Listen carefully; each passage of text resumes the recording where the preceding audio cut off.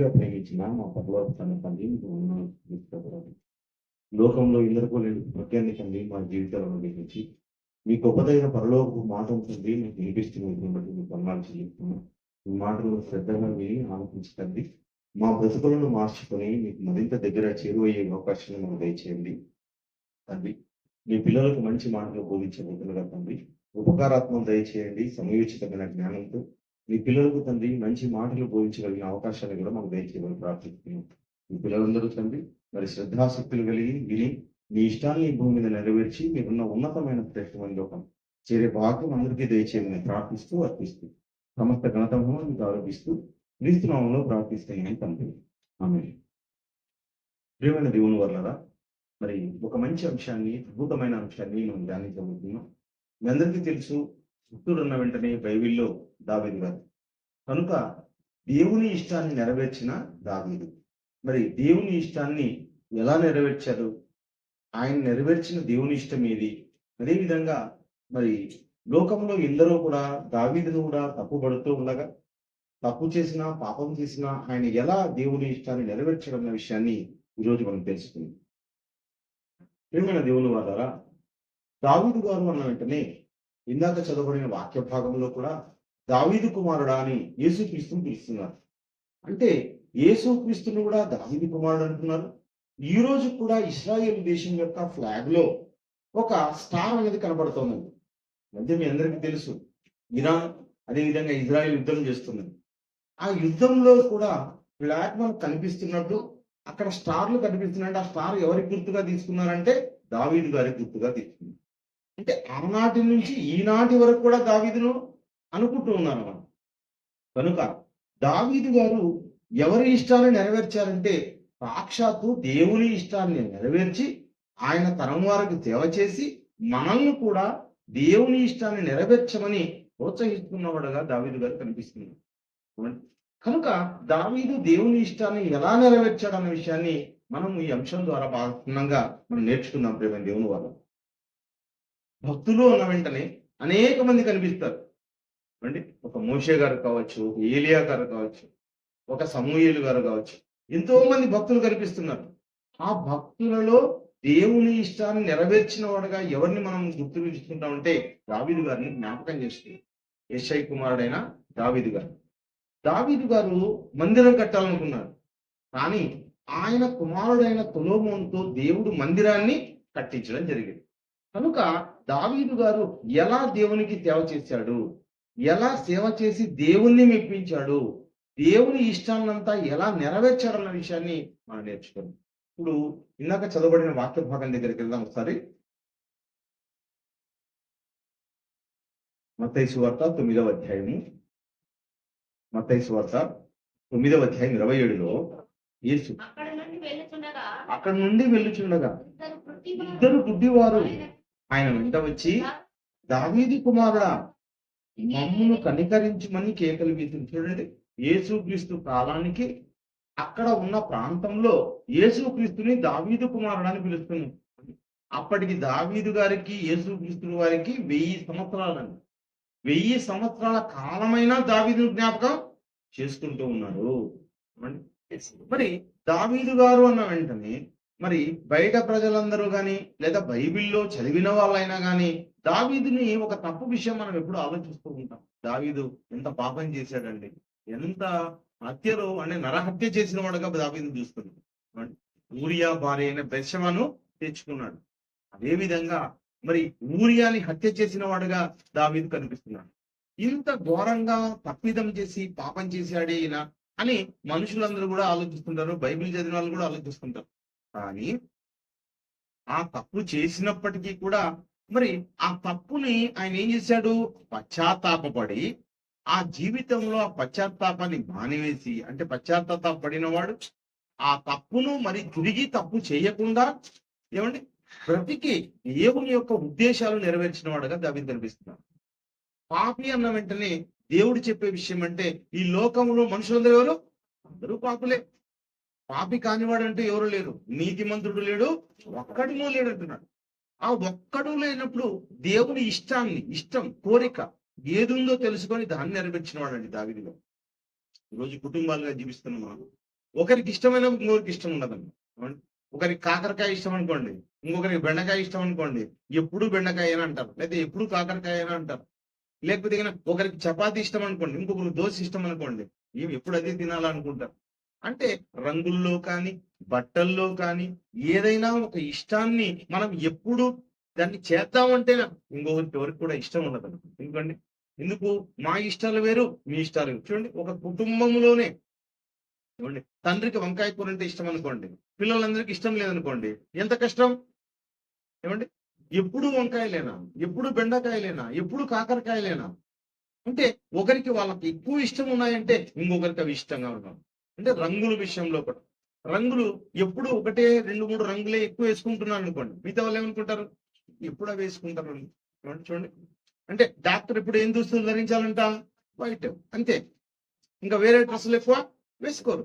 అంటే ఉద్యోగ జీవిత కాలం అంతా కూడా అదే రంగే వాడతారు. ఏమండి?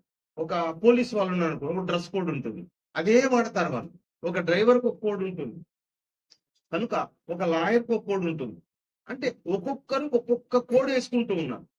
అదే విధంగా రంగుల్లో అయినా, రుచులలో అయినా ఏదైనా ఇష్టపడి దాన్నే ఎప్పుడూ వాడదామంటే ఇతరుల వాళ్ళు కూడా ఒప్పుకోరు ప్రేమ దేవుని వాళ్ళు. మరి అలాంటప్పుడు దేవుని ఇష్టాన్ని తెలుసుకున్న దావీదు గారు దేవుని ఇష్టాన్ని ఎలా నెరవేర్చాడన్న విషయాన్ని మనం జాగ్రత్తగా చూద్దాం ప్రేమ దేవుని వాళ్ళు.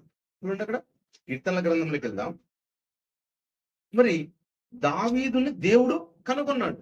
చూడండి, కీర్తనల గ్రంథము 89వ అధ్యాయము, కీర్తనల గ్రంథము 89వ అధ్యాయము 20వ వచనంలో, నా సేవకుడైన దావీదును నా సేవకుడైన దావీదును నేను కనుగొని ఉన్నాను, నా పరిశుద్ధ తైలముతో అతన్ని అభిషేకించి ఉన్నాను, నా చెయ్యి ఎడతెగక అతనికి తోడైంది. చూడండి, ఎవరంట? నా సేవకుడైన దావీదును నేను కనుగొని ఉన్నాను. ఏమండి? దావీదు దావీదును కనుగొన్నది ఎవరు? దేవుడు. ఏమండి? మనల్నంతా కనుగొన్నది ఎవరు? దేవుడు. మనం దేవుడు కనుగొని ఉంటేనే దేవుని సంఘములోనికి మనం రావడానికి ఆస్కారమైంది ప్రేమ దేవుని వల్ల. ఏమండి? మనలో దేవునికి ఇష్టాలు ఉండవచ్చు, అయిష్టమైనవి కూడా ఉండవచ్చు, నేను కాదని లేదు. కానీ దేవుని ఇష్టం ఏదో తెలుసుకొని ఆ దేవుని ఇష్టాన్ని మన జీవిత కాలంలో నెరవేర్చాలి. ఏమండి? నాకైనా ఉండవచ్చు, మీకైనా ఉండవచ్చు, ఎవరికైనా ఉండవచ్చు. కానీ దేవుని ఇష్టాలేవి? ఎవరిని మెప్పించడానికి మనం బ్రతకాలి? దేవుణ్ణి మెప్పించడానికి మనం బ్రతకాలి. దావీదులో కూడా దేవుడు మెచ్చుకునేవి ఉన్నాయి కనుకనే దేవుడు ఏం చేశాడు? దావీదుని కనుగొన్నాడు. కనుగొన్న తర్వాత తప్పు చేశాడా? కనుగొనక ముందు తప్పు చేశాడా? కనుగొన్న తర్వాతే చేశాడు దావీదు కూడా. ఏమండి? దావీదును తీసుకొచ్చి అంతఃపురంలో పెట్టిన తర్వాతే దావీదు తప్పు చేశాడు. కానీ తప్పు చేసిన ఆ తప్పుల నుంచి ఏం పొందాడు? పశ్చాత్తాపం పొంది ఇంకా అవన్నీ ఇవి చేయకుండా దేవుని ఇష్టాన్ని నెరవేర్చాడు. అంటే కనుగొన్నాను. ఎవరిని కనుగొన్నాడు దేవుడు? దావీదుని కనుగొన్నాడు. దావీదు కనుగొనక ముందు ఆ ఆ స్థానంలో ఎవరున్నారు? సౌలు గారు ఉన్నారండి. సౌలు సౌలుని దేవుడు ఏం చేశాడు? రాజుగా, ఇశ్రాయేలుల మీద రాజుగా చేశాడు. 40 సంవత్సరాల కాలం పాటు సౌలు గారు రాజుగా పరిపాలించాడు. కానీ ఆయన దేవుని ఇష్టాన్ని ఏం చేశాడు? మరచి ప్రవర్తించాడు. ఇదే కదా చెప్తున్నది. ఒకసారి అపోస్తుల కార్యంలో మాట కనిపిస్తుంది. అపోస్తుల కార్యములు 13వ అధ్యాయము, అపోస్తుల కార్యములు 13వ అధ్యాయము 22వ వచనంలో చూడండి ఏం మాట్లాడుతున్నాడు. మొదటి దేవుడు తరువాత అతనిని తొలగించి, ఎవరిని తొలగించాడు? సౌలుని తొలగించాడు దేవుడు. సౌలుని తొలగించి దావీదును వారికి రాజుగా ఏర్పరచెను. సౌలును తొలగించాడు. ఎందుకు సౌలును తొలగించవలసి వచ్చింది? అమాలేకీయుల మీద యుద్ధానికి వెళ్ళి అమాలేకీయులందరినీ చంపివేసి బొత్తిగా వారి పశువులనైనా వారి యొక్క వాళ్ళ ఆస్తులైనా ధ్వంసం చేసేసి వారందరినీ తీసివేయమన్నాడు. కానీ ఏం చేశాడంటే అవన్నీ ఏం చేశాడు? కొన్నింటిని ఇవి బాగున్నాయి అని చెప్పి ఎడ్లలోను గొడ్లలోను మేలైన వాటిని తీసుకొచ్చాడు. దేవునికి అర్పించాలనుకున్నాడు ప్రేమ దేవుని వాళ్ళరా. సమూయేలు మొదటి గ్రంథం 15వ అధ్యాయంలో ఈ మాట మనం గతంలో చదివి ఉన్నాం. ఇంకోసారి చూడండి.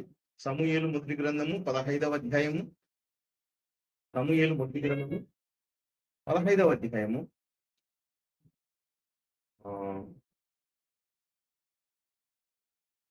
11 చదవండి.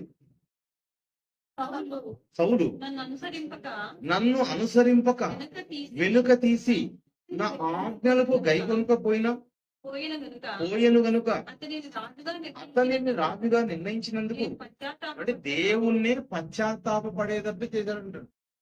పౌలును రాజుగా నియమిస్తే, ఏదైతే చెయ్యాలని నేను నిర్ణయిస్తే, నా ఆజ్ఞలు పాటించమని చెప్తే ఆ ఆజ్ఞలకు ఏమైనాడు?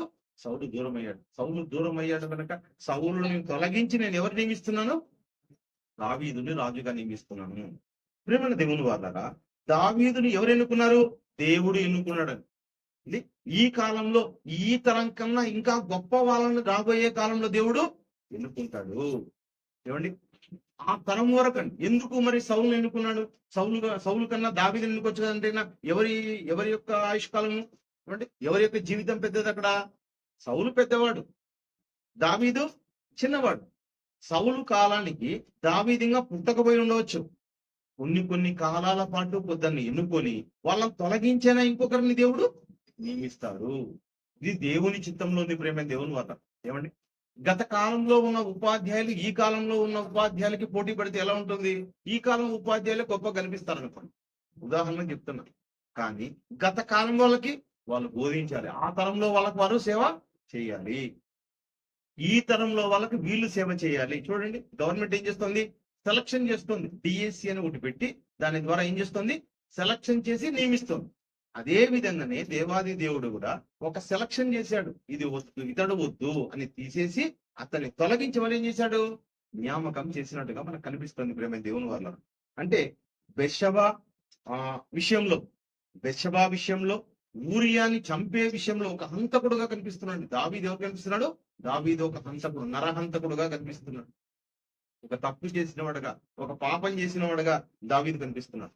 కానీ పాపం చేసిన వాడినైనా కానీ మరి దేవుడు ఎందుకు భక్తుడు అంటున్నాడు? ఏమండి, ఎందుకు భక్తుడు అంటున్నాడు అంటే ఆయన ఎలా మారాడు? దేవుని మనసు ఎలాంటిదో చూద్దాం. ప్రేమ దేవుని వల్ల. దేవుని మనసు ఎలా అంటిది? ఎందుకు దేవుడు ఎవరినైనా క్షమించగలడు? క్షమించి ఏం చేద్దాం అనుకుంటున్నాడో వాళ్ళ జీవితాన్ని ఆలోచిస్తే రోమిలకు రాసిన పత్రిక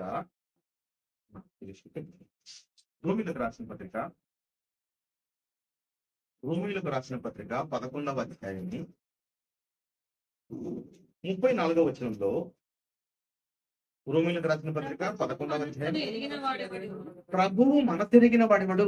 ఆయనకు ఆలోచన చెప్పిన వాడెవడు? చూడండి, ప్రభువు మనసెరిగిన వాడెవడు? ప్రభువుకి ఏముందండి? మనసుంది. ప్రేమ దేవుని వల్ల. ప్రభువుకు మనసుంది. ఆ మనసుల్లో ప్రభువు, ఏమండి, ప్రభు అంటే ఎవరు? దేవుడు. ప్రభు అంటే ఎవరు? భవిష్యత్తు ఎరిగిన వాడు, అన్ని తెలిసిన వాడు, అన్ని ఆలోచనలు చేయగలిగిన వాడు, ఆయనకు ఆలోచన చెప్పగలిగిన వాడు ఎవడని చెప్తున్నట్టు. ముందుగా ఆయనకు ఆలోచన చెప్పిన వాడెవడు అంటే దేవుడికి అన్ని విషయాలు తెలుసు. మనం పుట్టక ముందే కూడా దేవుడికి తెలుసు. కనుక దేవుడు ఏం చేస్తాడంటే ఎవరిని ఏ స్థానంలో పెట్టాలి అన్నది దేవుడు ఎరిగిన వాడు. ప్రేమ దేవుని వాడు. దావీదుని ఎందుకు ఎన్నుకున్నాడు అంటే దావీదు యొక్క భవిష్యత్ అంతా ఎరిగిన దేవుడు. మార్చుకునే అవకాశం కూడా ఈయనకు ఉందన్న తెలిసిన దేవుడు. దావీదు ఎప్పటికైనా కానీ నా ఇష్టాన్ని నెరవేరుస్తానన్న విషయాన్ని ఎరిగిన దేవుడు. కనుక దేవుడు ఏం చేశాడంటే ఆయన్ను ఎన్నుకోవడం జరిగింది. ఎందుకు? దావీదు మనసు అలాంటిది. దావీదు మనసు ఎలాంటిదంటే ఒకసారి ఇందాక చదవబడిన వాక్యం దగ్గరికి వెళ్ళండి. సమూయేలు మొదటి గ్రంథము 13వ అధ్యాయం. సమూయేలు మొదటి గ్రంథము 13వ అధ్యాయం 14వ వచనం చూద్దాం. యెహోవా చూడండి, యెహోవా తన చిత్తానుసారమైన మనస్సు. దేవునికి మనసుంది. ఆ దేవుని మనసును నెరవేర్చేవాడెవరో భూమి మీద వెతుకుతూ ఉన్నాడు. భూమి మీద ఉన్న వారిలో ఎవరు కనిపించారు దేవునికి? యెషయి కుమారుడైన దావీదు కనిపించాడు. గతంలో సమూయేలుని ఎన్నుకుంటున్నా, సౌలు గారిని ఎన్నుకున్నా, సౌలు గారిని తీసివేసి ఎవరు నియమిస్తున్నాడు? దావీదు నియమిస్తున్నాడు. ఆ దావీదు ఎలాంటి వాడంటే తన చిత్తానుసారమైన మనస్సు, తన చిత్తాన్ని అంటే దేవుని ఇష్టాన్ని నెరవేర్చగలిగిన వాడు. దేవుని ఇష్టాన్ని నెరవేర్చగలిగిన వాడు దావీదు అన్న విషయం దేవుడు తెలుసుకొని నేను ఆజ్ఞాపించిన దానిని నీవు గైకొనకపోతేవి గనక, ఎవరిని? సౌలు విషయంలో. కనుక తన జనుల మీద అతనిని అధిపతిగా నియమించును. 19వ వచనం చూడండి అక్కడ. వీరుల కత్తులను 20 చదవండి, 20 చదవండి. కాబట్టి అక్కడ కాదు, ఒక్క సెకండ్ ఉండండి. అంటే ఓకే, దావీదు విషయంలో మరి చూద్దాం. దావీదు విషయంలో దావీదు యొక్క భవిష్యత్ ఎరిగిన దేవుడు, దావీదు యొక్క ఆలోచనలు ఎరిగిన దేవుడు, దావీదు మారు మనస్సు కలిగిన వాడని ఎరిగిన దేవుడు, ఆయన పశ్చాత్తాపడి పూర్తిగా తిరగలని ఎరిగిన దేవుడు. కనుక దావీదును ఏం చేశాడు? దావీదును ముందుగా కనుగొని ఆ యెషయి కుమారుని తీసుకొచ్చి రాజు ఆస్థానంలో కూర్చోబెట్టాడు. ఎప్పుడైతే తప్పు జరిగిందో, తప్పు జరిగిన తర్వాత నాతానును పంపించి దావీదు దగ్గర దేవుడు చెప్పించాడు. ఏమండి, ఎవరైనా కానీ నీతిమంతులు కాకపోతే అండి, ఎవ్వరు కూడా దేవుని ఇష్టంలోకి, అంటే దేవుడు చెప్పిన చిత్తాన్ని గ్రహించలేరు. ప్రేమ దేవుని వల్ల భక్తిహీనులైతే ఏం చేస్తారు? కొట్లాడతారు, అబద్ధం ఆడతారు, ఏదో చేస్తారు, తప్పిపోతారు. కానీ నీతి కలిగిన ప్రజలు ఏం చేస్తారంట? నీతిమంతులు దేవుడు చేసిన హెచ్చరికలను గ్రహించి తద్వారా తమ మనసును తిప్పుకొని, అంటే నీతిమంతుడు 7 మార్లు పడినను అతడు లేస్తాడు, నిలబడతాడు, దేవుని చిత్తాన్ని నెరవేరుస్తాడు. నీతిమంతులు కాకపోతే, భక్తిహీనులుగా మారిపోతే అలాంటి వారు ఏం చేస్తారంటే ఎప్పటికీ కూడా లేవలేని పరిస్థితులు ఏర్పడతారు. ఏమండి, భూమి మీద ఉన్న ప్రజలందరూ కూడా ఎవరూ లేరండి, ఒక్కరు కూడా నీతిమంతులు లేరని బైబిల్ వాక్యం సెలవిస్తుంది. అలాంటి సమయంలో ఇద్దరు ఎవరున్నారు? ఒకరు నీతిమంతులు, ఇంకొకరు అనీతిమంతులు. ఒకరు భక్తిహీనులు, ఇంకొకరు భక్తిపరులు. భక్తిపరులలో కూడా తప్పు జరిగిందా? పాపం జరిగిందా? అవును, జరిగిందని బైబిల్ సెలవిస్తుంది.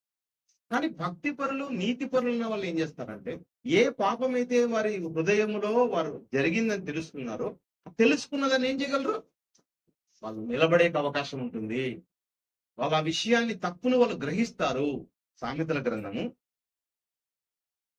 9వ అధ్యాయం చూడండి.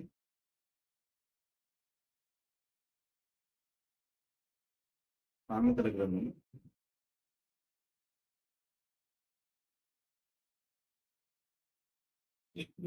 9వ అధ్యాయం 8వ వచనం చదవండి.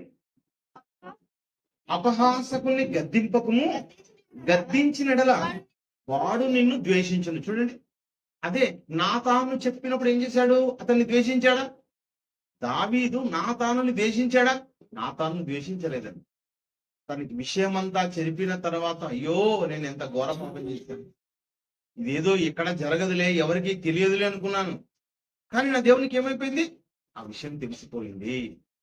ఏమండి, ఏదైతే పాపం చేశాడో ఆ పాప విషయం తెలిసిపోయింది. ఇంకా కింద చూడండి, జ్ఞానము గలవానిని గద్దింపగా వాడు నిన్ను ప్రేమించును.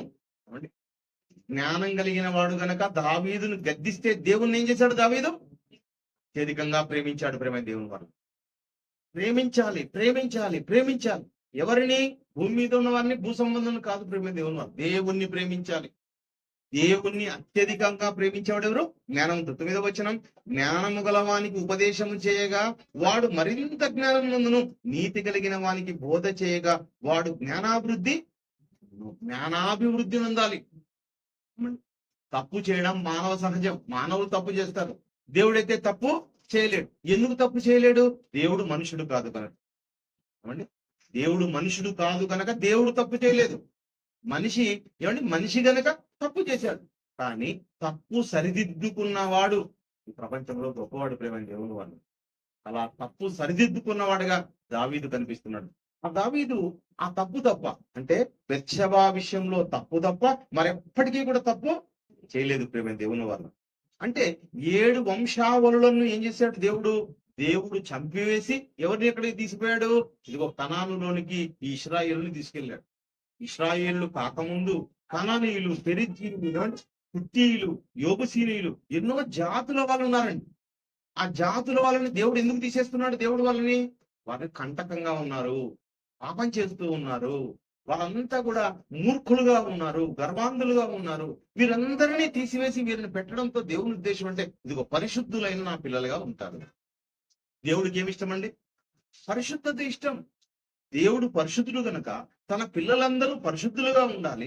ఆ పరిశుద్ధులైన పిల్లలు నా పరలోకానికి వస్తారు అనే ఉద్దేశంతోనే దేవుడు ఈ పరిశుద్ధమైన సంఘాన్ని దేవుడు కోరుకున్నాడు. పరిశుద్ధ పట్టణాన్ని కట్టాడు వాళ్ళ మధ్యలో. అదే విధంగా అలా ఉన్నప్పుడు ఏం చేశాడంటే దావీదేమో తప్పిపోతూ ఉన్నాడు. దావీదు తప్పిపోయాడు. తప్పిపోయిన దావీదు మరి ఏం చేశాడు? ఇదిగో నీతి మార్గంలో రావడానికి ఇష్టపడ్డాడు. కానీ ఏశావు విషయంలో చూడండి, ఏశావు యాకోబు విషయంలో చూడండి, ఏం చేశాడంట? ఏశావు ఏం చేశాడు? ఏశావు అయితే ఏం చేశాడు? ఒక్క పూట కూటి కోసం జ్యేష్ఠత్వ హక్కు నమ్ముకున్నాడు. ఆ తర్వాత ఆలోచించాడు. ఎంత ఆలోచించినా మరి అతనికి మాత్రం దక్కకుండా పోయింది.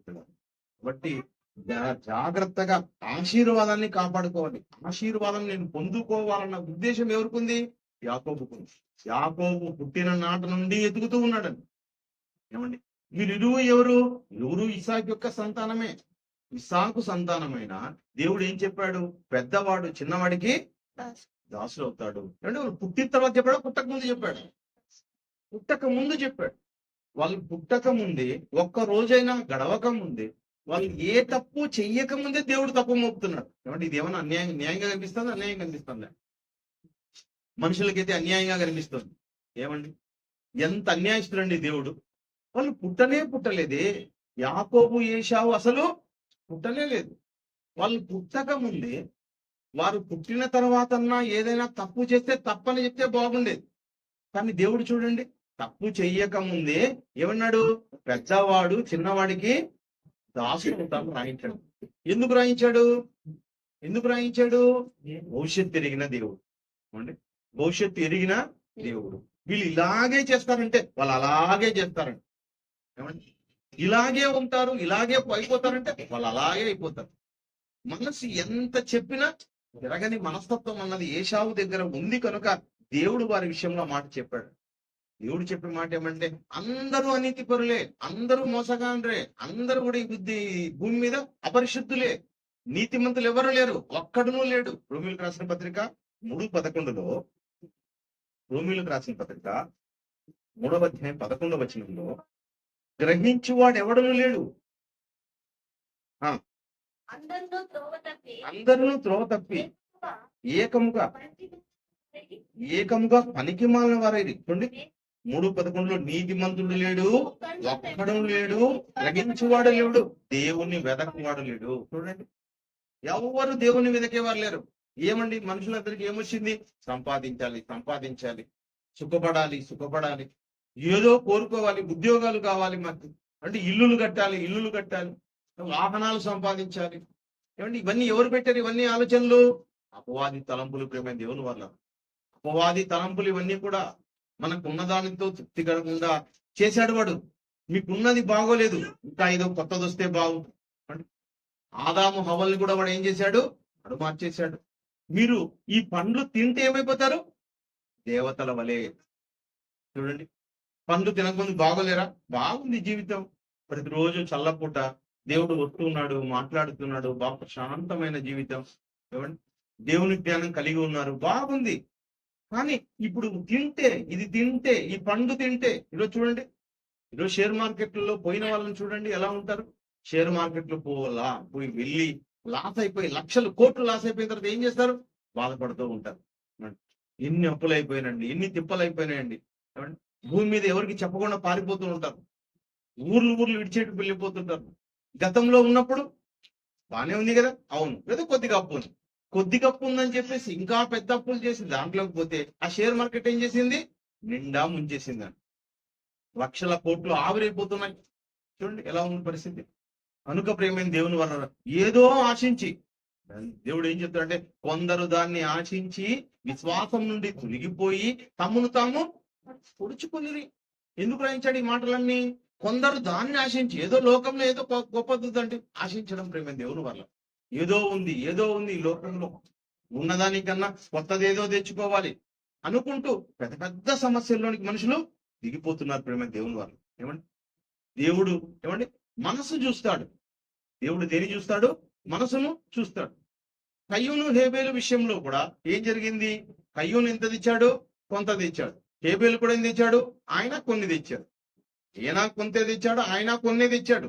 ఎవరేమి ఎక్కువ తీసుకొని రాలే. పండిన పంట అంతా ఎవరైనా వేసుకొచ్చారా దేవునికి ఇద్దామని? ఎవరు తీసుకురాలి.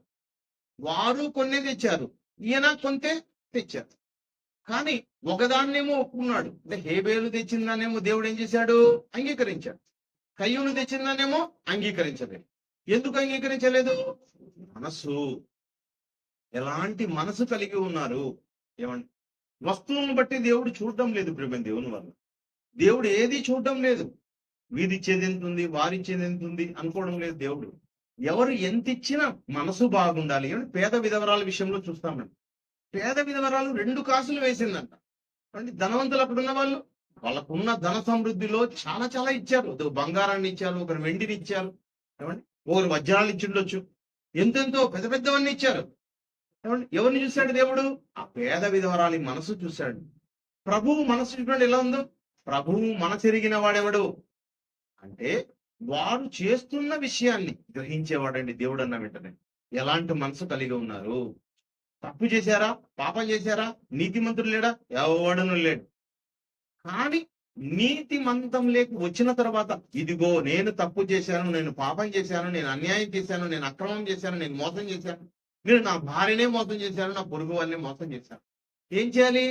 దాంట్లో నుంచి రిపెంటేషన్ పొంది ఏం చేయాలి? దేవుని కోసం విశ్వాసంతో బ్రతకాలి పిల్లలు. దేవుడు మనుషులకు పెట్టిన పేరేమి? ఏమండి, మనుషులకు నరులు అన్నాడు. కానీ క్రైస్తవుల విషయంలో ఇదిగో క్రైస్తవులు, దేవుని పిల్లలు. మనకున్న పేరును బట్టి, ఆ విశ్వాసాన్ని బట్టి, ఆ క్రైస్తవుడు అనే పేరును బట్టి మనం ఎలా ఉండాలంటే ఆ దేవుని పోలికలోకి మార్చబడాలని, దేవుని పోలికలో బ్రతకాలి మనం అందరం కూడా. అందుకనే దావీదంటే దేవునికి చాలా ఇష్టం ఏర్పడింది. ఇదిగో నా ఇష్టాన్ని నెరవేర్చేవాడు, నా ఇష్టాన్ని, నా హృదయంలో ఉన్న ఉద్దేశాలన్నీ నెరవేర్చేవాడు అన్ని ఎవరికి చెప్తున్నాడు? దావీదు గురించి మాట్లాడుతున్నాడు. దావీదు అన్న వెంటనే దేవునికి చాలా ఇష్టమైపోయింది ప్రేమ దేవుని వల్ల. అంటే ఒకే ఒక్క తప్పు తప్ప ఏ తప్పు చేయలేదు. చూడండి, ఈరోజు మనం అనుకుంటున్నాం, ఈ సంవత్సరం అనుకుంటున్నాం, ఈ సంవత్సరం నుంచి నా జీవితంలో ఏ తప్పు జరగదనుకుంటే, తప్పు జరిగించకపోతే నువ్వు, నేను జరిగించకపోతే మనం అందరం చాలా గొప్ప వాళ్ళమే దేవుని దృష్టిలో. ఇంతవరకు ఏదో గడిచిపోయిందండి 2025 వరకు. 2020లో నుంచి నా జీవితంలో నేను ఏ తప్పు చెయ్యను, నా జీవిత కాలం చచ్చేంత వరకు కూడా అనుకుంటే చాలా గొప్పవాడు. నీ చూపు ద్వారా, నీ మాట ద్వారా, ప్రవర్తన ద్వారా నాకు ఏ తప్పు జరగకూడదండి. ఎందుకు జరగకూడదు? ఆత్మకు కల్మషం ఏర్పడుతుంది. ఏది రక్షించేది? వాక్యం ఏం చేస్తుంది? నీ ఆత్మను రక్షించు శక్తి కలిగిన వాక్యం. ఆ వాక్యం నీ దగ్గరకు వస్తే తెలిసి కూడా నువ్వు తప్పు చేస్తున్నావు అంటే అర్థమేమి? ఇదిగో మనం చూసుకొని, అంటే మన ముఖం ఎలా ఉందో చూసుకొని కూడా ఎరుగకుండా ఉన్నట్టు, అయితే మనల్ని మనమే మోసం చేసుకుంటున్నట్టు. ఎవరిని మోసం చేయమండి? ఎవరైనా మోసం చేసే ముందే అవకాశం అంటే అది భూ సంబంధమైన విషయాలు, ఏదో ఆర్థిక పరమైనవో ఇంకొకటో ఎవరినో మోసం చేస్తున్నాం. వాక్యం తెలిసిన తర్వాత మనల్ని మనం మోసం చేసుకోకూడదు. ఎవరిని మోసం చేయకూడదు? ఏమండి, మనల్ని మనం మోసం చేసుకోకూడదు. వ్యక్తులందరూ కూడా బయట వాళ్ళు ఏం చేస్తున్నారు అంటే ఒకరు ఇంకొకరికి మోసం చేస్తున్నారు, వాళ్ళు కూడా మోసం చేసుకుంటున్నారు. వాక్యం అనగా సత్యం, వాక్యం అనగా సత్యం. వాక్యం తెలిసింది, నువ్వు విశ్వాసి అంటే దేవుని పోలికలోనికి వచ్చినవాడు.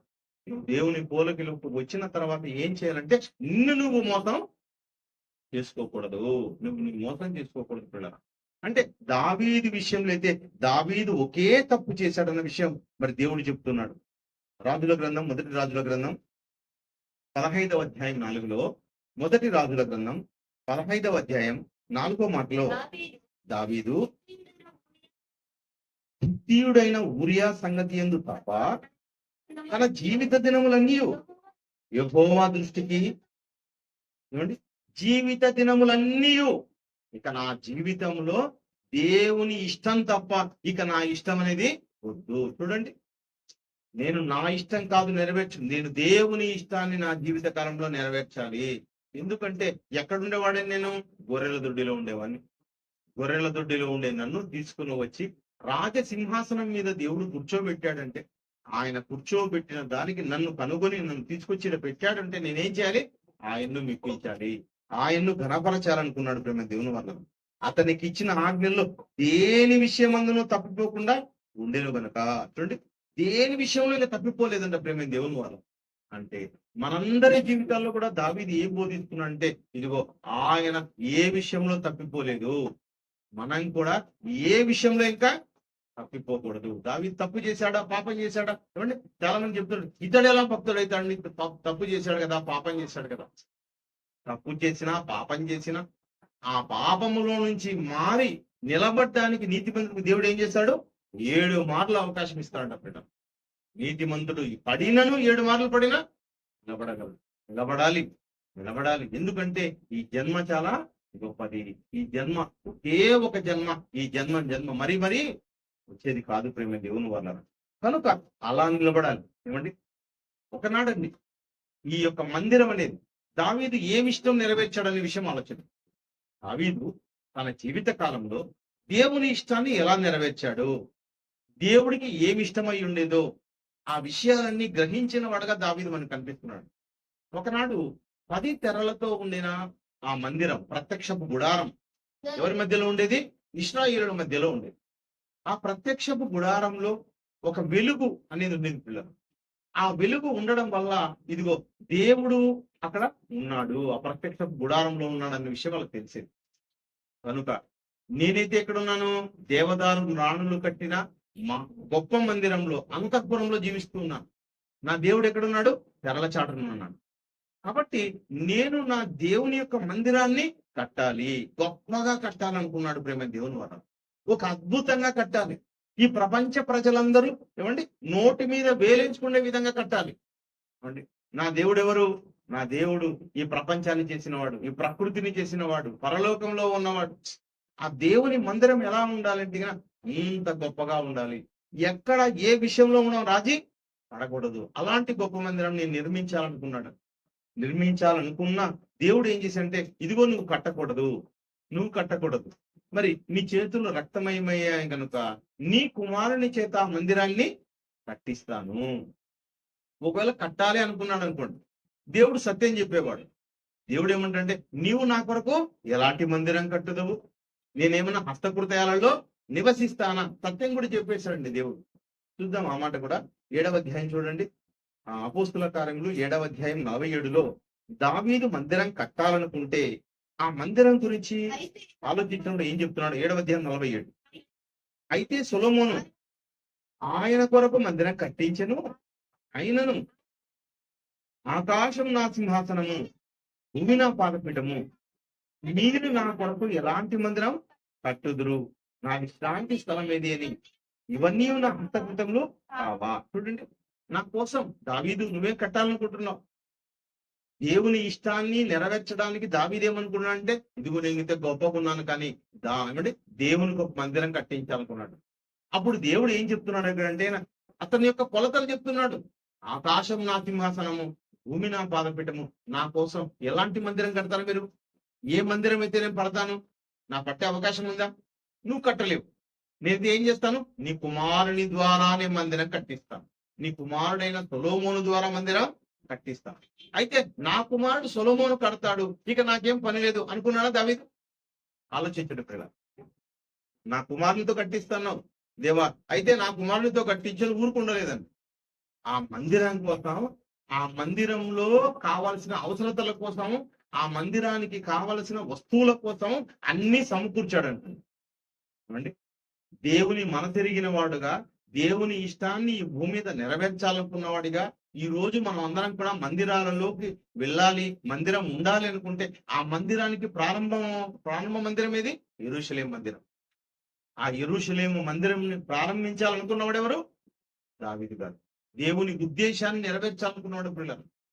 దేవుని యొక్క ఉద్దేశం మొట్టమొదటి ఎక్కడి నుంచి వచ్చిందంటే దావీదు నుండి వచ్చింది. దావీదు అనుకున్నాడు. దావీదు అనుకున్న తర్వాత ఆ మందిరం కోసం ఎన్ని సేకరించాలనుకున్నాడు చూడండి. చాలా వస్తువులు సేకరించాడు ఆయన. దినవృత్తాంతంలో మొదటి గ్రంథము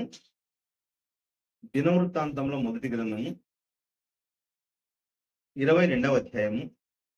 దినవృత్తాంతంలో మొదటి గ్రంథము 22వ అధ్యాయము. గతంలో మనం చదివే మాటని 14వ వచనం. ఇదిగో నేను నా కష్టస్థితిలోనే ప్రయాసపడి యెహోవా మందిరం కొరకు 2 లక్షల మణుగుల బంగారమును 10 కోట్ల మణుగుల వెండిని శక్యము కానంత విస్తారమైన ఇత్తడిని ఇనుమును సమకూర్చుకొని ఉన్నాను. చూడండి ఇక్కడ ఏం చెప్తున్నాడంటే చాలా సమకూర్చుతున్నాడు అంటాడు. చూడండి, నా కుమారుని ద్వారా మందిరం కట్టిస్తామన్నా నేనేం చేయాలి? ఆ మందిరం అన్నది నా కోరిక, ఆ మందిరం అన్నది నా ఉద్దేశం, ఆ మందిరం అన్నది నా అంటే ఆయుష్ కాలంలో నేను కోరుకున్న కోరిక. ఆ కోరిక నెరవేరాలి, ఆ కోరిక కోసం నేను ఏం చేస్తానంటే అని చెప్పి అంటే బంగారం 2 లక్షల మణుగుల బంగారం, 10 కోట్ల మణుగుల వెండి. ఏమంటే ఎట్లా చూసినాడో ఏమో, 10 కోట్ల మణుగులు అంటే అవి మళ్ళీ ఎన్నో కేజీలు. దాన్ని తూచాలంటే చూడండి 10 కోట్ల మణుగులు అంటాను. అంత విస్తారమైన ఏమండి వెండి.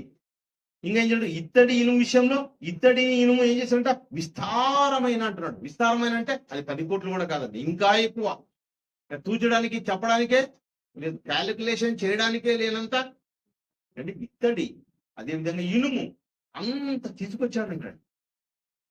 శక్యము కానంత తీసుకొచ్చాడంట. తీసుకొచ్చి చూడండి మందిరం కోసం దేవుని ఇష్టాన్ని చూడండి ఎలా నెరవేర్చాడు. ఎవరైనా కూడా అండి, ఇప్పుడు నీ మీద భారం లేదు అన్నాం అనుకోండి, ఏమనుకుంటారు వాళ్ళంతా? అబ్బా నా మీద భారం లేదంట, ఇంకా నాకేం పని ఉంది. 10th క్లాస్ పిల్లలకండి కరోనా వచ్చి ఈసారి కరోనాలో మీకు ఎగ్జామ్ ఉన్నదంట అన్నారు అనుకోండి, ఎవరు బుక్ తీసుకొని చదివాడు ఉంటారా? అంటే ఎగ్జామ్ లేకపోతే నేనేం సబ్జెక్ట్ అంతా నేర్చుకోవాలని అని కూర్చొని నేర్చుకుంటారా? ఎవరు నేర్చుకోరండి. అందరూ వాళ్ళ వాళ్ళ ఇష్టాన్ని నెరవేర్చుకుంటారు. ఫ్రీగా ఉందాం, ఇంకా హ్యాపీగా ఉందాం, ఎక్కడికో వెళ్ళిపోదాం అనుకుంటారు. కానీ దావీదు మీద భారం పెట్టలేదు దేవుడు. దావీదు ఏమన్నాడంటే, ఇదిగో నీ కుమారునితో కట్టిస్తాను అన్నప్పటికి కూడా తన మీద భారం వేసుకున్నాడంట. అది దేవుని ఇష్టాన్ని నెరవేర్చడం అంటే తన మీద భారం లేకపోయినా నా కష్టస్థితిలోనే ప్రయాసపడి ఇవన్నీ కూడా నేను సమకూర్చాను. ఇంకా చెప్తున్నటువంటి రాణులను రాళ్ళను కూర్చించి చాలా కూర్చాడంట. అవన్నీ వాళ్ళతో మాట్లాడి ఇవన్నీ అవసరం, మనకి కావాలి, రాబోయే కాలంలో మందిరం కట్టాలి, దేవదారం రాణులతో కట్టాలి అని మందిరాన్ని రాళ్లను అన్ని తెప్పించిన వాడుగా దావీదు కనిపిస్తున్నాడు. అంటే దేవుని కోసం అనేక ప్రణాళికలు కలిగి ఉన్నవాడుగా దేవుని యొక్క ఘనతను ఎలా చాటాలి, ఆ మందిరం కట్టడం వల్ల అండి ప్రపంచమంతా కూడా నివ్వెరపోయే మందిరం ప్రేమ దేవుని వల్ల. అంటే యెరూషలేం మందిరం అంటే యెరూషలేం మీద మందిరం మీదకి అన్ని దాడులు జరిగాయంటే ఆ మందిరం గొప్పది, ఆ మందిరంలో చాలా వస్తువులు ఉన్నాయి, అదే బంగారు దేవాలయం అనే ఉద్దేశంతోనే కదా ప్రపంచమంతా దాడి చేసే వెళ్ళండి. అలాంటి గొప్ప మందిరాన్ని కట్టినవాడుగా కనిపిస్తున్నాడు. అనేక లక్ష్యాలు, అనేక ప్రణాళికలు దావీదు గారు తన జీవిత కాలంలో దేవుని కోసం ఏర్పాటు చేసుకున్నాడు. కీర్తనల గ్రంథము చూడండి ఎన్ని ప్రణాళికలు వేసుకున్నాడు. కీర్తనల గ్రంథము 132వ అధ్యాయం. కీర్తనల గ్రంథము 132వ అధ్యాయం మొదటి 5 వచనాలు ఒకసారి చదువుదాము. యెహోవా దావీదునకు కలిగిన బాధలన్నిటినీ అతడు మొక్కుబడి చేశాను. ఎట్లా మొక్కుబడి చేశాడంటే, యెహోవా నేను ఒక స్థలమును చూచు వరకు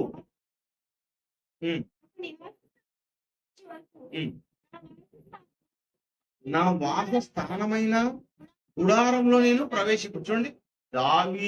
దావీదు ఏమనుకున్నాడంటే, దేవుని కోసం ఒక మందిరం నా కళ్ళతో చూసేంత వరకు నేను గుడారంలో ప్రవేశింపను. నేను సుఖపడ్డానికో నేను బాగా ఉండడానికో ఒప్పుకోను. దేవుని యొక్క ఇష్టమే నా జీవితంలో నెరవేరాలి. నా జీవితం అంతా దేవుని ఇష్టమే నిండిపోవాలి. ఇక నా ఇష్టాలు వద్దని చెప్పి ఏమనుకున్నాడంటే, నేను నివాసంలో ప్రవేశించాను, నా గుడారంలో నివాస స్థానంలోకి నేను వెళ్ళను. చూడండి ఇంకా కింద ఏమంటున్నాడంటే, నేను పరుండు మంచం మీదకి నేను ఎక్కను, నా కన్నులకు నిద్ర రానియను, నా కనురెప్పలు కునికిపాటు రానియను. ఏమండి చూడండి ఎలాంటి డెసిషన్స్ తీసుకుంటున్నాడు ఆయన. దేవుడు గణపరచబడాలి, దేవుని కోసం మందిరం కట్టాలి. ఆ మందిరం నాకు ప్రాణప్రదంగా దాన్ని ప్రేమిస్తున్నాను. దేవుని యొక్క ఇష్టమే నా ఇష్టం, నా జీవిత కాలంలో నా కోరికలు వద్దనుకున్నాడు ప్రేమ దేవుని వల్ల. అదే విధంగా మరి కొన్ని విషయాలు దావీదు దేవుని ఇష్టాన్ని ఎక్కడెక్కడ నెరవేర్చాడు, ఎలా నెరవేర్చాడు అన్న విషయం చూద్దాం పిల్లలు. మీ అందరికీ తెలుసు దావీదు ఏం చేశాడంటే గొల్యాతు మీద యుద్ధానికి వెళ్ళాడు. గొల్యాతు మీదకి యుద్ధానికి వెళ్ళాడు. సున్నతి లేని ఫిలిస్తీయుడు సున్నతి కలిగిన దేవుని పిల్లలను ఏం చేస్తున్నాడు? శపిస్తున్నాడు. దేవుని పేరిట శపిస్తున్నాడు. అలా శపిస్తున్నప్పుడు అతని మీదికి యుద్ధానికి వెళ్ళి ఏమన్నాడండి? యెహోవానే యుద్ధము యెహోవాదే అన్నాడండి. యుద్ధము యెహోవాదే అని యుద్ధానికి వెళ్ళాడు. దానిలో ఏం చేశాడు? విజయాన్ని సాధించాడు. ఏమండి? దేవుని పక్షాన యుద్ధం చేసిన వాడుగా కనిపిస్తున్నాడు. ఏమండి? చిన్న పిల్లవాడిగా ఉండి పెద్దవారి మీదికి యుద్ధానికి వెళ్ళాలంటే ఏం చేస్తాం? మనం ఎన్నో ఆలోచిస్తాం. నా శక్తి అవుతుందా లేదా, నాకు చాలుతుందా లేదా, నేను ఇది చేయగలనా లేదా, నేను చేయలేకపోతే నా ప్రాణమే పోతే. ఏమండి? ఎవరైనా వాళ్ళ ప్రాణం మీదకి రావడానికి దేన్నైనా ఒప్పుకుంటారా? ఒప్పుకోరండి. ఎవరు ఒప్పుకోరు. కానీ తన ప్రాణం మీదకి వస్తుందనుకున్నా కూడా దేవుని గెలిపించాలని ఏం చేశాడు? యుద్ధానికి వెళ్ళాడు. యుద్ధానికి వెళ్ళాడు. యుద్ధంలో విజయం సాధించాడు. అందరూ ఏమన్నారంటే, ఇదిగో ఇతని చెయ్యి ఏం చేస్తుందంట, ఇతడు కత్తి చేత పడితే 10,000 మందిని సంహరించగలడు అనే ఒక వీరుడుగా దావీదు గారు మిగిలిపోయారు. ప్రేమ దేవుని వల్ల అంటే దేవునికి అవమానం కలిగింది అక్కడ. ఎక్కడ? ఈ ఎవరైతే గొల్యాతు వచ్చాడో గొల్యాతు వలన ఏం జరుగుతుంది? దేవునికి అవమానం, దేవుని పిల్లలకు అవమానం. అవమానాన్ని సహించలేని దావీదు ప్రేమ దేవుని వాళ్ళు అవమానాన్ని సహించలేకుండా, అంటే సున్నతి లేని వారు సున్నతి కలిగిన దేవుని పిల్లల్ని ఏం చేస్తున్నారు? అవమానిస్తూ ఉన్నారు. అతడు ఎంత ఎత్తున్నాడంటే 6 అడుగుల 3 అడుగు ఎత్తున్నాడంట. అలాంటి ఎత్తైన బాహుబలి లాంటి వచ్చే వాణ్ణి కూడా చిన్న పిల్లవాడు ఆయన కూడా ఎదిరించడానికి వెళ్ళాడు. దానికి కారణం అంటే దేవుని పిల్లలకు అవమానం జరుగుతుంటే అతడు ఓర్చలేకపోయాడు. వారిని గెలిపించడానికి వెళ్ళాడు పిల్లలు. ఇదొకటి. అదే విధంగా మందిరం కట్టే విషయం ఒకటి. మందిరం కట్టడంలో దావీదు ఏం చేశాడు? చాలా సమకూర్చి దేవుణ్ణి మందిరాన్ని నిర్మింపజేశాడు. అదే విధంగా యుద్ధం విషయంలో యుద్ధం యెహోవాదే అన్నాడు.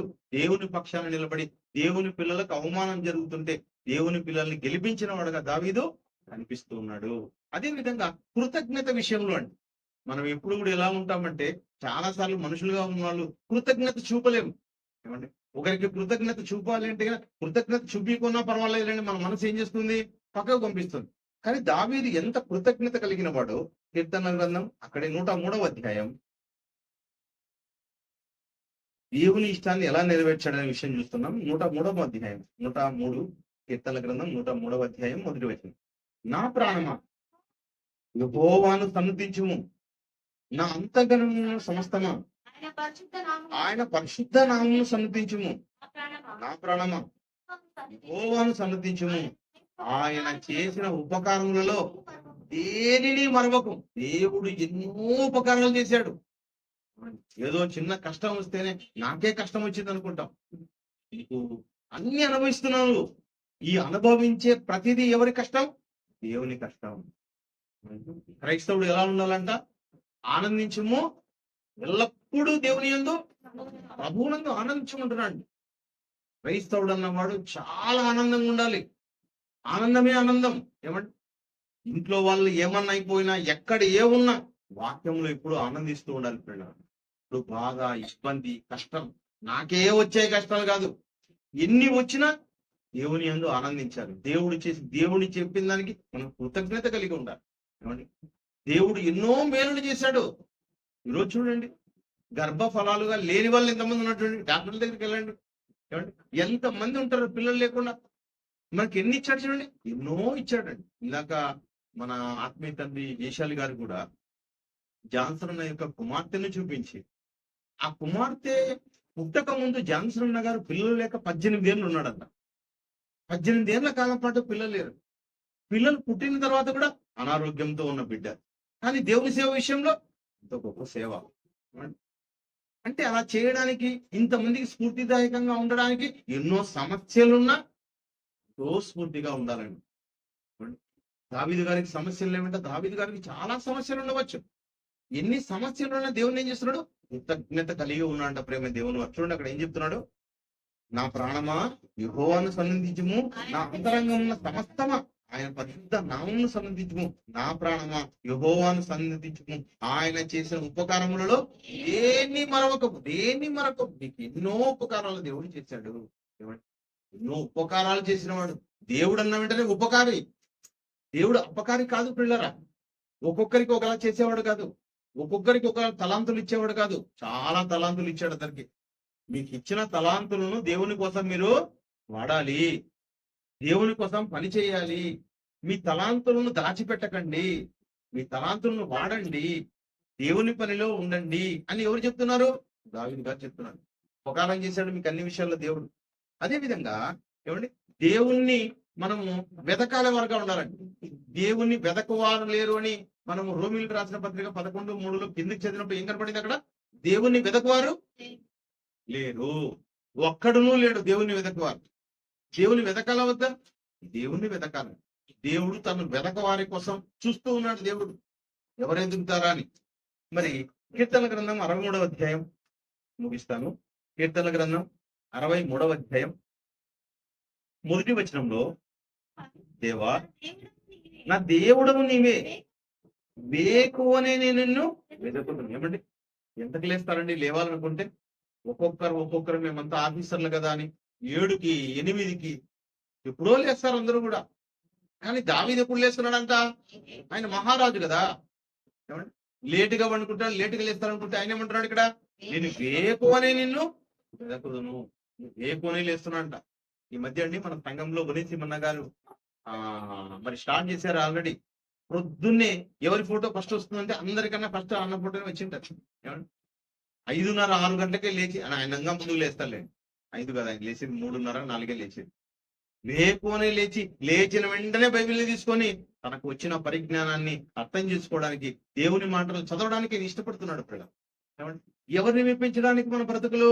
దేవుణ్ణి మెప్పించాలి. ఎవరిని అవసరం లేదండి. భూమి మీద ఉన్న వాళ్ళు ఎవరిని మెప్పించాల్సిన పని లేదు పిల్లలు. దేవుణ్ణి మెప్పించాలి. దేవుణ్ణి వెతకాలి. దేవుని జ్ఞానాన్ని అర్థం చేసుకోవాలి. దేవుని మాటలు వినాలి. ఏమండి, కానీ ఎన్ని చెబుతూ ఉన్నా దేవుణ్ణి మాత్రం పక్కకు పెట్టి మన ఇష్టాలే మనం నెరవేర్చుకుంటుంటాం. కానీ దావీదు ఏం చేస్తున్నాడు? మహారాజుగా ఉన్నప్పటికీ కూడా దేవుని ఇష్టాన్ని ఆయన నెరవేరుస్తూ ఉన్నాడు. దేవుణ్ణి వెదకువారు లేరు అని దేవుడు చెబుతూ ఉంటే నేను దేవుణ్ణి వెదకాలని అర్థం చేసుకున్నాడు. అదే విధంగా మనం ఎన్నోసార్లు చదివిన మాట కీర్తనల మాటలు ఉంటాయి. ఏమండి, ఆయన ఏం చేశాడంట? కీర్తనల గ్రంథము 101వ అధ్యాయం 2వ మాటలో మరి మంచి మాట అక్కడ కనిపిస్తుంది. ఏమంటే, ధర్మశాస్త్రం నందు, ఏమండి, అతడు ధర్మశాస్త్రం నందు, యెహోవా ధర్మశాస్త్రం నందు దివారాత్రములు ఆనందించు ధ్యానించేవాడు ధన్యుడు. అంటే ఒక పక్క ఆనందించాలి, ఒక పక్క ధ్యానించాలి. అది కూడా ఎలా? దివారాత్రములు అని చెప్పాడు. ఇది దేవుని ఇష్టప్రియుల. దేవుణ్ణి తొందరగా వెతకాలి, అర్లీగా వెతికేవారుగా ఉండాలి, దివారాత్రాలు ధ్యానించాలి. దేవుని పని కోసం మనం ఏం చేయాలంటే, ఇదిగో మనం ప్రాణం పోతుందేమో అనుకున్నప్పుడు కూడా పోరాడే శక్తిలో మనం చూపించాలి. దేవుని ఇష్టాన్ని నెరవేర్చాడు. అంటే గొల్లియాతు విషయంలో నెరవేర్చాడు, మందిరం విషయంలో నెరవేర్చాడు, మందిరానికి కావాల్సిన అవసరతలన్నీ తీర్చాడు. అదే విధంగా ఏం చేస్తున్నాడంటే కృతజ్ఞత చూపించిన వాడుగా కనిపిస్తున్నాడు. అదే విధంగా దేవుని వెతికేవాడుగా కనిపిస్తున్నాడు పిల్లలు. అంటే భయభక్తులు కలిగిన వాడుగా దావీదు కనిపిస్తున్నాడు. అలా మనసు తిప్పుకున్న వారంటే దేవునికి చాలా ఇష్టం. ఏమండి, దేవుని పరిజ్ఞానం, దేవుని వాక్యం లేనప్పుడు ఎలాగో తిరిగాం మనం. అందరం కూడా సినిమాలని, షికార్లని, ఏమండి, ఏదో బంధువులని, తిండి అని ఎక్కడెక్కువగా తిండి ఉంటాం. కానీ అవన్నీ విషయాలను పక్కకు పెట్టి స్టాప్ చేసి దేవుని దగ్గరకు వచ్చిన తర్వాత నా జీవితాన్ని బట్టి దేవుడు సంతోషపడాలి, నా పిల్లలను బట్టి దేవుడు సంతోషపడాలి, నా బ్రతుకును బట్టి దేవుడు సంతోషపడాలి. ఎందుకంటే బ్రతుకు పుస్తకం ఏది? బైబిల్. బ్రతుకు పుస్తకం అన్న బైబిల్ని మనం అర్థం చేసుకున్న వారుగా, దేవుని ఇష్టాన్ని నెరవేర్చేవారుగా, ఏమండి, ఎప్పుడు దేవుని యొక్క ఆలోచనలు కలిగిన వారుగా దేవుని ఇష్టాన్ని మనం నెరవేర్చాలి పిల్లలు. దేవుని ఇష్టాన్ని నెరవేర్చక మన ఇష్టాలే మనం నెరవేర్చుకున్నాం అనుకో, దేవునికి మనకి సంబంధమే లేదు. మనం మన ఇష్టాల కోసం బ్రతుకుతున్నాం అనుకోండి, ఏమి తిందుమా, ఏమి తాగుదమా, ఏమి ధరించుకుందామా, బయట వాళ్ళంతా అలాగే ఉన్నారు. లోక సంబంధంలాగే మనం ఉన్నామంటే మనం దేవుని ఇష్టాన్ని నెరవేర్చిన వారం కాదు. మనం కృతజ్ఞత కలిగి ఉండాలని చెప్పాడు. అదే విధంగా భయభక్తులు కలిగిన వాడుగా కనిపిస్తున్నాడు. చివరిగా 34వ అధ్యాయం 7వ వచనం చూడండి. యెహోవా యందు భయభక్తులు గల వారి చుట్టూ ఆయన దూత కావలి ఉండి వారిని రక్షించును. యెహోవా ఉత్తముడని రుచి చూసి తెలుసుకోండి. యెహోవా ఉత్తముడు. నువ్వు ఉత్తముడుగా మారావు అంటే ఏమండి, లోక సంబంధంలో నుంచి నువ్వు బయటికి వచ్చావంటే నీ ప్రాణం కోసం 100 మంది ప్రాణాలు అడ్డేస్తాడండి దేవుడు. ఏమండి, నిన్ను కాపాడడం కోసం ఎంత మందికి కష్టం కలిగినా పర్లేదు, నా కుమారుడు సుఖపడాలని కోరుకుంటాడు. నీ ప్రాణం అత్యంత విలువైన దానిగా ఎంచుతాడు దేవుడు. ఎందుకంటే నువ్వు భయభక్తులు కలిగి ఉన్నావు. భయభక్తులు గల వారి చుట్టూ ఆయన దూత కావలి ఉంచుతాడంట. ఆయన దూతలను కావలిగా ఉంచుతాడు. నువ్వు దేవుని కోసం బ్రతికితే నీ చుట్టూ ఎవరు కాపలా ఉంటారు? దూతలు. ఒకనాడు ఏలియాకు కావలిగా వచ్చారు దూతలు. ఒకనాడు యేసుక్రీస్తుల వారు మరణానికి ముందు మాట్లాడుతున్నాడు, ఇదిగో నేను ఒక్కసారి నా తండ్రిని కోరుకుంటే 12 సేనా వ్యూహముల కంటే ఎక్కువ సైన్యం ఇక్కడ పంపిస్తాడు దేవుడని. కనుక దేవుని ఇష్టాన్ని నెరవేర్చే వారి చుట్టూ దేవదూతలు కాపలా ఉంటాడు. కనుక మనం ఎప్పుడు ఒంటరి వారమని, మనం ఎవరు తక్కువ వారమని, నేను ఒంటరి అయిపోయానని ఎవ్వరు బాధపడాల్సిన పని లేదు. దేవునితో సాన్నిహిత్యం చేయండి, వాక్యంతో సాన్నిహిత్యం చేయండి, వాక్యాన్ని బాగా ఆలోచించండి, వాక్యాన్ని బాగా చదవండి. ఎంత సమయం ఉన్నా సమయం వృధా చేస్తామే కానీ వాక్యం దగ్గరికి మాత్రం రాలేమండి అంటారు. అదే అండి మనుషులని. అందుకని అలా ఉండకూడదు. నీకు ఎన్ని సమస్యలు వస్తాయో, ఎన్ని సమస్యలు వస్తాయి అంత దేవుని దగ్గరికి వెళ్ళాలి. అర్థమవుతుందా? నీ సమస్యలు తీర్చేవారు ఎవరు? దేవుడు. దేవుని కన్నా గొప్పవాడు ఎవరున్నారు చెప్పండి, ఆలోచించండి ఒకసారి. మీకు తీర్చగలిగిన సమర్థుడు ఎవరు? దేవుడు. అందుకే కింద మాట్లాడ యెహోవా ఉత్తముడని రుచి చూసి తెలుసుకొనుడి. యెహోవా ఉత్తముడు. కింద మాటలు 9 అంటున్నాడు, యెహోవా భక్తులారా ఆయనందు భయభక్తులు ఉంచండి. ఆయన ఎందు భయభక్తులు ఉంచు వారికి ఏమియో కలవలేదు. సింహము పిల్లలు లేమి గలవై ఆకలి గుణను యెహోవాను ఆశ్రయించు వారికి ఏ మేలు పొదువై, ఏ మేలు అండి. మీకు అన్ని మేలుని చేసేవాడు, మీ పట్ల ప్రేమ చూపించేవాడు, మిమ్మల్ని ఎత్తుకుండేవాడు, మిమ్మల్ని ఆదరించేవాడు. ఆయన దక్షిణ హస్తం మీ మీద ఉంటుంది పిల్లలు. మిమ్మల్ని ఎంతగా ప్రేమిస్తాడంటే అంతగా దేవుడు ప్రేమిస్తాడు. అలా ప్రేమించాలంటే మనం ఏం చేయాలంటే మనం కృతజ్ఞత కలిగి ఉండాలి, ధైర్యం కలిగి ఉండాలి, వాక్యాన్ని తెలుసుకోవాలి. అదే విధంగా దేవుని పక్షాన మనం పోరాడేవారుగా ఉండాలి. మన ఇష్టాలు కాకుండా దేవుని ఇష్టం ఏది ఉంది. ఏమంటే 3-4 పిల్లలు ఉన్నారనుకోండి, 5 మంది పిల్లలు అనుకోండి, ఇంట్లో 10 మంది పిల్లలు అనుకోండి, దేవుని వాక్యం ఎవరికి అర్థమవుతుందో వాళ్ళు ఏం చేయాలంటే వాక్యాన్ని తీసుకొని వచ్చి, అంటే బైబిల్ని తీసుకొని వచ్చి ఒక్కడో ఒక మూల కూర్చొని చదువుకుంటాడు. అందరు మాట్లాడుకుంటే వాళ్ళ దగ్గరికి వెళ్ళిపోమని కదా అర్థం. దేవుని పని ఏముంది? ఎక్కడైనా దేవుని పని ఎక్కడ దొరికితే అక్కడ ఏం చేయాలి? దేవుని పని చేయాలని. అంతేకాని మనం మన ఇష్టాలు నెరవేర్చుకుంటూ తిన్నాము, తాగినాము, పడుకున్నాము అనుకోకుండా ఎవరికి వారుగా మీరు మిమ్మల్ని కట్టుకున్నారంటే రాబోయే కాలంలో మీ పిల్లల తరాలను దేవుడు ఏం చేస్తాడు? గొప్ప చేస్తాడు. ఏమంటే ఎప్పటి వరకు గుర్తుపెట్టుకున్నాడు దావీదుని? 1000 సంవత్సరాలు అయినా. ఎప్పటి వరకు దావీదుని గుర్తుపెట్టుకున్నారు? ఇప్పటికి 3000 సంవత్సరాలు అయినా. చూడండి, యేసుక్రీస్తుని ఎప్పటి వరకు గుర్తుపెట్టుకుంటున్నారు? యుగ యుగములండి. ఈ భూమి ఆయన పోయేంత వరకు కూడా యేసుక్రీస్తుల వారు గుర్తుంటాం. కాబట్టి మీ జీవితాలు, నా జీవితం, మనందరి జీవితం కూడా జ్ఞాపకం ఉండాలి అంటే దేవునికి మరింత దగ్గరగా కండి, దేవుని ఇష్టాన్ని నెరవేర్చండి, కృతజ్ఞత కలిగి ఉండండి. అప్పుడు మీరు దేవునికి ఇష్టలవుతారు. తద్వారా దేవుడు మీకు పరలోకాన్ని ఇస్తారు. ప్రార్థన చేసుకుంటారు. దయగలిగిన మా తండ్రి, మీకు వందనాలు స్తుతులు. లోకంలో ఎందుకు కూడిన భాగ్యాన్ని తండ్రి మా జీవితాల్లో ఇచ్చారు. ఈ మాటలు తండ్రి ఎంతో పరిశుద్ధమైన మాట తండ్రి. మా పాపాలను తీసివేసి తండ్రి మమ్మల్ని పవిత్రులుగా చేసి మీ పిల్లలందరినీ తండ్రి గుణవంతులుగా మార్చాలని తండ్రి మీరు చేస్తున్న ప్రయత్నం. మీ మాట ఎంతో గొప్ప తండ్రి. ఎవరిని మీరు విడిచేవారు కాదు నాయన. ప్రతి ఒక్కరిని తండ్రి మరి గొప్ప చేసేవారుగా ఉంటున్నారు. మీ పిల్లలు తండ్రి ఆ విషయాన్ని గమనించి గ్రహించి మేమందరంగా తండ్రి మీ పిల్లలుగా మిమ్మల్ని మీ యొక్క ఇష్టం ఏదైతే ఉందో తండ్రి ఆ ఇష్టాన్ని నెరవేర్చేవారుగా తండ్రి చేయమని ప్రార్థిస్తున్నాం తండ్రి. ఈ కార్యక్రమానికి వచ్చిన తండ్రి మీ పిల్లలందరినీ దీవించండి, ఆశీర్వదించండి తండ్రి. మరి చిన్న బిడ్డలకు మంచి ఆరోగ్యాన్ని తెచ్చండి తండ్రి. మరి ఎండ వేడితో తండ్రి మరి ప్రపంచం అంతా బాధపడుతుండగా మమ్మల్ని తండ్రి సురక్షితంగా తండ్రి మమ్మల్ని పోషిస్తూ మీ యొక్క అడుగుజాడల్లో మమ్మల్ని నడిపిస్తున్న విధానం బట్టి పొందనాలు తండ్రి. ఏ మాత్రం కొదువ లేకుండా, ఏ మాత్రం లేమి కాకుండా తండ్రి మమ్మల్ని ఇంత సురక్షితంగా తండ్రి మీరు తీసుకుంటున్న విధానం బట్టి మీకు వందనాలు చెల్లిస్తున్నాం తండ్రి.